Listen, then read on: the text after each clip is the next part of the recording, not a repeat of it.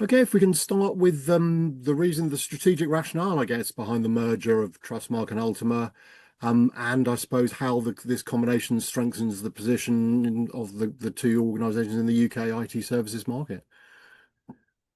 It's really interesting because the key, I think, behind it is I think of it as a jigsaw.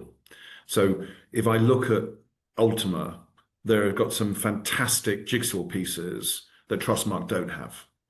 Huge corporate base, big small medium business, fantastic bid team, shared service center in South Africa, very large managed service pedigree and capabilities and business. And then if you look at the Trustmarque side, there's an awful lot of jigsaw pieces that are brilliant that Ultima don't have. So very large professional services base, very large public sector business. If you look at the particularly a healthcare practice, really strong Microsoft engagement, very big in Microsoft in terms of huge cyber practice, big network, Cisco, Aruba kind of practice as well. So, and you've got kind of these pieces on both sides that the other side don't have. Now, there are overlaps, obviously, in certain areas, but those jigsaw pieces really come together to create a much more beautiful and kind of complete picture than either part have by themselves. And it means that rather than being very heavily weighted to public sector or being very heavily weighted to corporate, we're 50-50. Rather than being heavily weighted to managed services or heavily weighted to professional services, we're 50-50.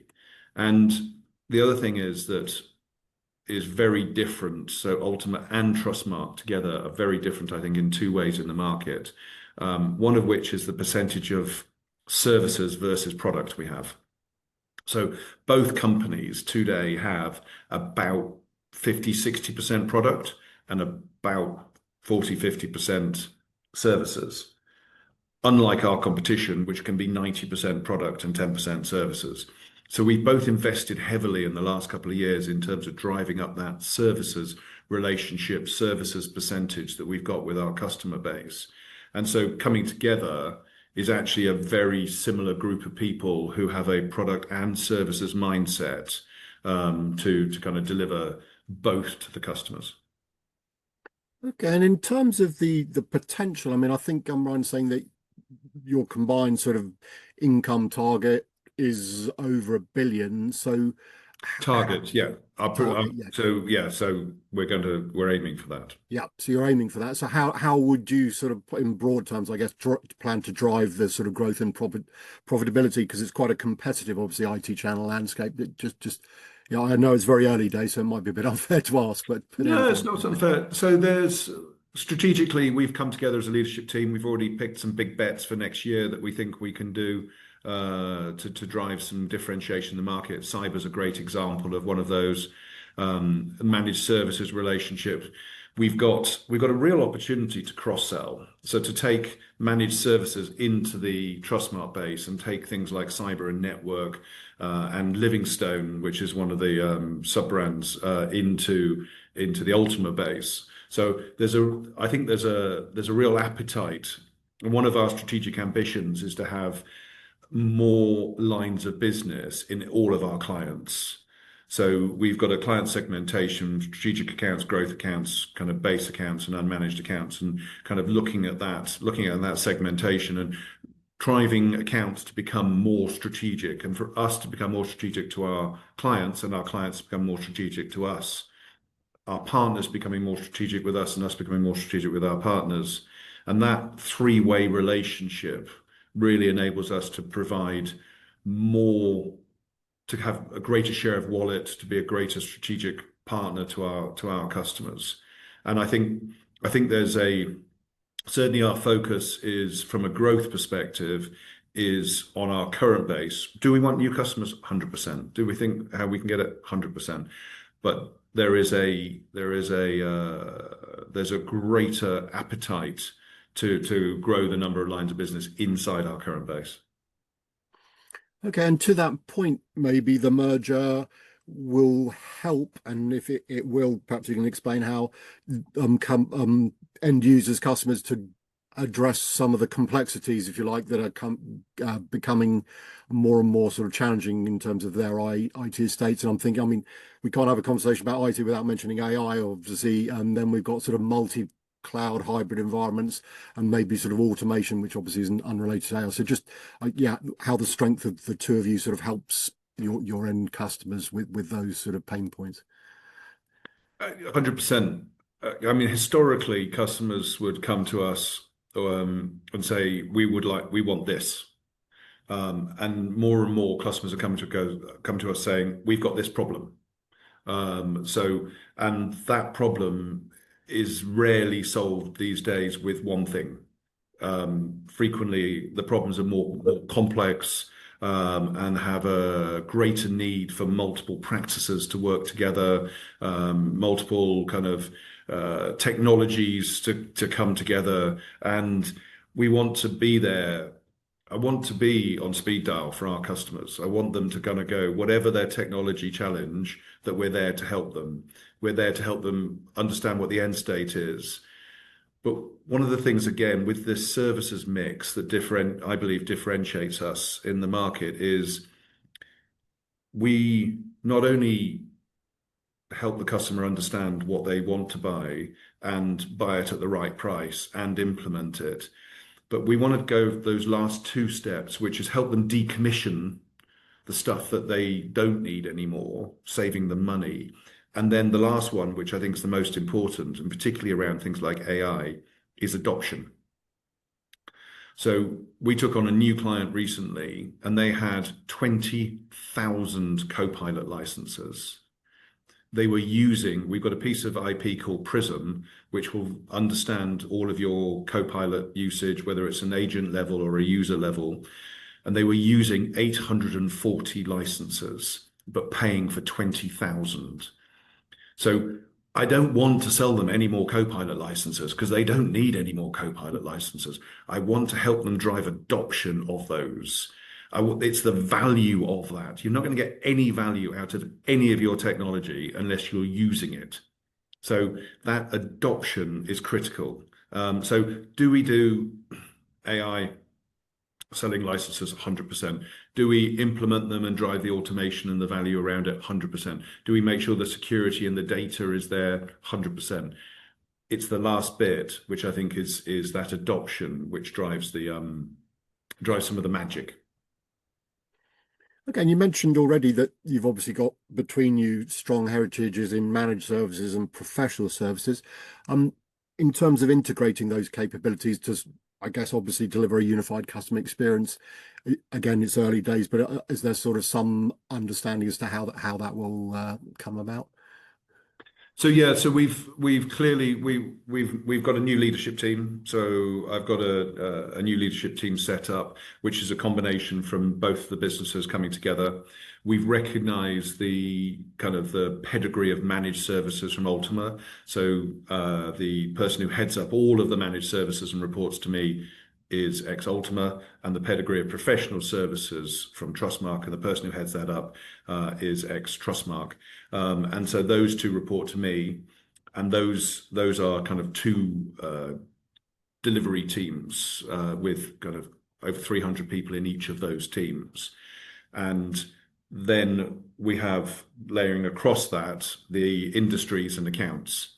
So my chief revenue officer is Tanaz Gould, and underneath her there are each of the industries, and then under those with a kind of industry director on, and then each of the sales teams sit underneath them, and they're the ones that join up the integrated customer experience, and they have consultants who provide the advice on future architecture and kind of system selection and that kind of stuff. They've got customer success managers who make sure that drive the consistency of managed service experience or customer experience around that. And so each customer has a team kind of where they support the client on a continued journey, but the accountability is with the account managers or account directors, in terms of kind of driving that team and that consistency. And the practices, the delivery teams, they spend every day with the clients. So there's nobody who knows the client better than those people. And they're the ones who have the conversations with the client around, have you looked at this? What about that? And they're the ones who add clients with content want to talk to people with content. And we're very, very pro having the practices really engaging on a content to content. We want to add value to a client, not just kind of transact kind of deals. It's about that adding value with content and advice and kind of kicking some ideas around. Okay, and in the short term, do you anticipate any sort of immediate synergies that will, benefit you, whether it's, I don't know, vendor partnerships, operational efficiencies is an obvious one, I guess, or even sort of go-to-market alignment? Is there anything sort of short term that you see, as an advantage? I mean, certainly with vendor partnerships, I've had the pleasure of speaking to a number of our partners in the last couple of weeks where they've said, you were number 5, Ultima were number 13, and you're now number 2 in the UK for us. And therefore, we've moving into a position where there's greater opportunities to work together, go to market, proactive. I'm all about intentional. So there's an element you can sit here and just wait for people to order things from you, but that's not, there's nothing strategic about that. That's entirely tactical. It's about that kind of intention. So say, these are the partners we are intentionally going to back. We'll back them, they'll back us. We're going to go to market around them. We're going to lead with them. We are absolutely technology agnostic. So we're not going to only sell those because we get more money from them. That's ridiculous. I need to be able to give independent advice to my clients. But we have to be intentional and go, we think the best in the market for this is this partner. And these are the reasons why. If you want to buy something else, understand that, but we will give you our honest and professional opinion around which is the best technology for X, Y, or Z. And obviously we've got not only the kind of Trustmarque Ultima, we've got Livingstone, Accutest, and Jam, or Just After Midnight, which are 3 independent sub-brands which go to market independently. Livingstone, Gartner, world number 1 for software asset management. So it's an incredible kind of jewel in our crown. Accutest, award-winning software asset quality assurance and testing in the market, kind of really an incredible team. And Just After Midnight is a AWS global player, particularly supporting any kind of software as a service and a lot in the kind of media market around that. So each of these, again, adds a level of differentiation to our conversations with clients. Okay, and in terms of the key partnerships, I think you got Microsoft, Cisco, IBM, HP, just for example, and you mentioned already I think you said 13 and 5 adds up to sort of 2, so you rise up that. Is that the main sort of advantage of how the merger enhances your relationships, or are there other things you think that will give you sort of or other ways in which you will get influence within the IT channel, if you like, from the merger? So I think there's 2 other ways, one of which is a greater level of expertise. So clients want to talk to experts, and we are very much an expert partner. So we've got experts on both sides, and now we have more experts across a wider breadth of capability. So we can then provide a better kind of holistic view for clients. So our people is the most important part. The second part is our IP. So we've got 3 pieces of IP that we've invested in. So we've built, and that IP is a real differentiator. So if you take one of the Trustmarque ones is Prism, and Prism is not only it's around predominantly around Microsoft optimization. So we can help clients optimize their Microsoft environment, understand 365 licenses not being used because people have left or because people are on maternity leave or whatever, and refarm those, but also cloud optimization around Azure, but also Copilot usage optimization. So are these agents being used? So this is amazing IP that is obviously in Trustmarque, but is not in Ultima. Now we can take that across and really add value to our Ultima base. And in Ultima, they have something called IA Connect. And IA Connect is a world-leading technology around connectivity. So like robot RPA, but agentless RPA. So it can be used in highly secured environments like the public sector. So we can now take this IA Connect again into the Trustmarque base. And that really starts to differentiate us in the market and add value where clients are really they're looking for things that will drive optimization, will drive benefits quicker. Again, and I think earlier on you explained obviously that one of you has sort of a big presence in the public sector and the other in enterprise markets.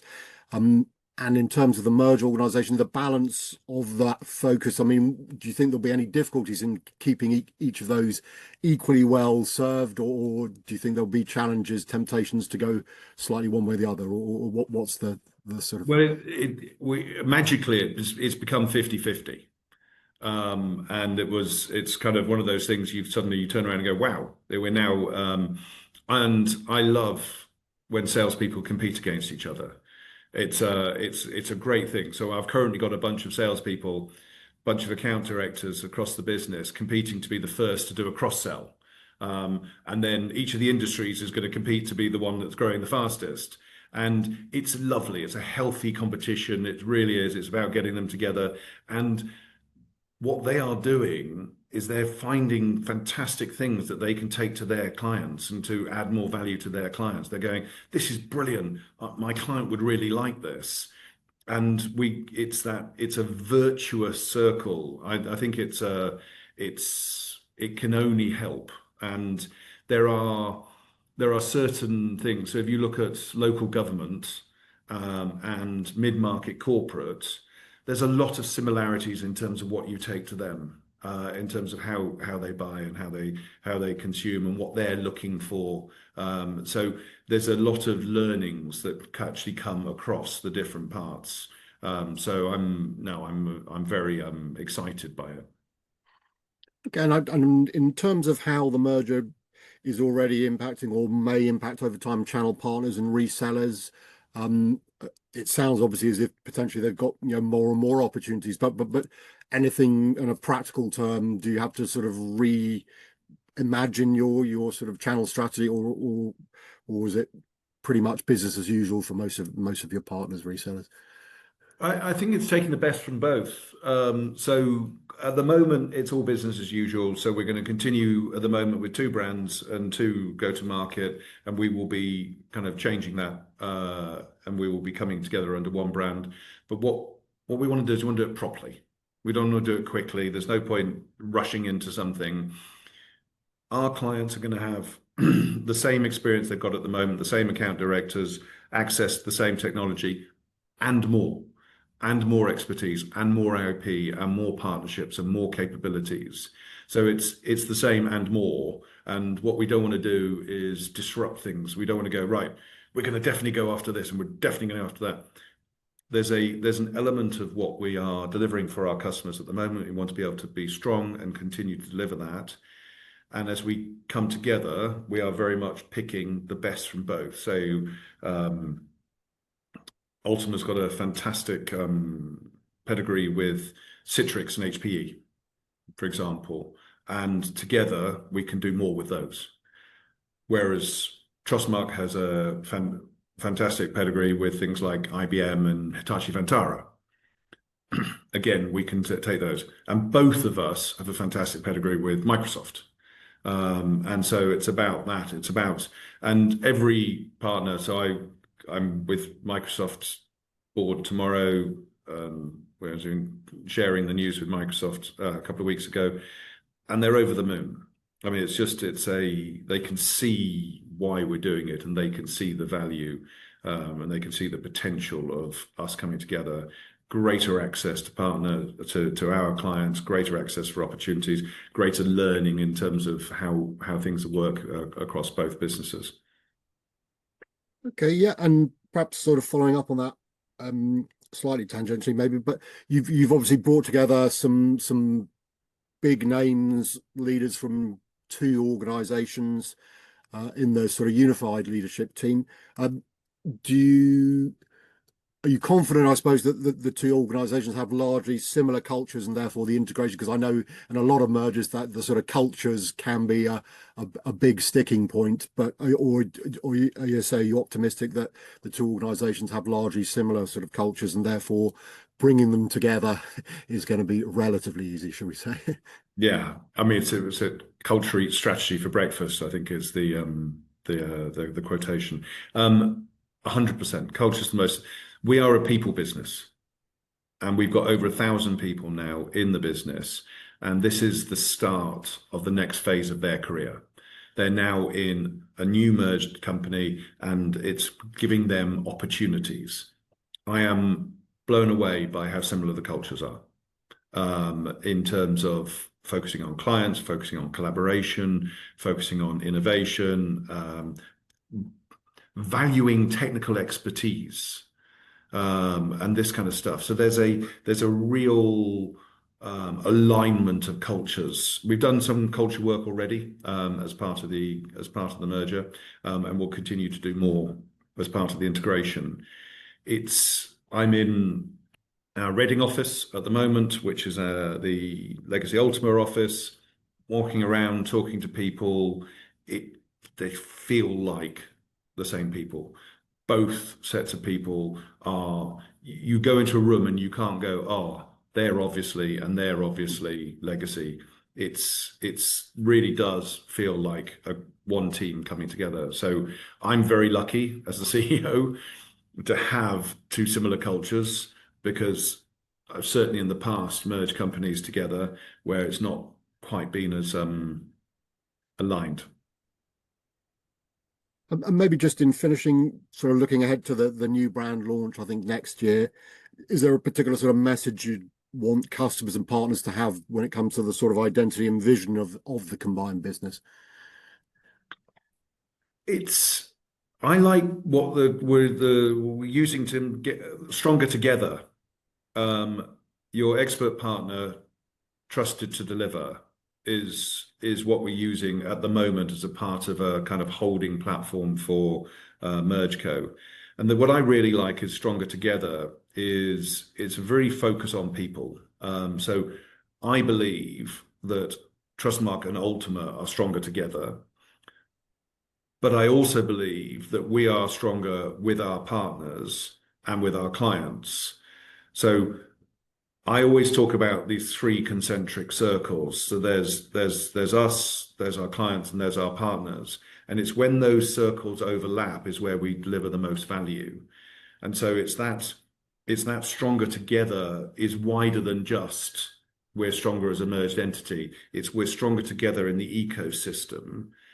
And then your expert partner, because we value the expertise. We want to be the experts that help you. We want to have the right people who can come in and have that conversation with you, and then trusted to deliver. And that trust is critical. Trust is the foundation of any relationship.